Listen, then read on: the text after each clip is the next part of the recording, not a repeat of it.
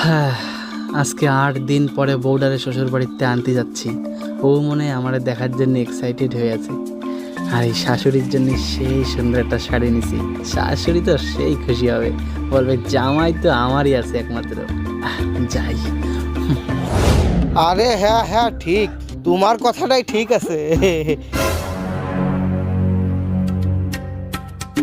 কি ব্যাপার শাশুড়ি মা, বাবা, আপনারা অবাক হয়ে তাহাই রয়েছেন যে? আপনাকে মেয়ে কয়নি আজকে আমি ওরে নিতে আসতেছি? এ জামাই ও কি কয়? আরে বাবা, মাইয়ে তো 2 দিন আগে তোমার সাথে দার্জিলিং বেড়াতে যাবে বলে চলিয়ে গেছে। ওরে, এই জন্য আমার 2 দিন আগে মনটা কেন ফুরত ফুরত করতেছিল রে। দুদিন ঘুরে আসে না।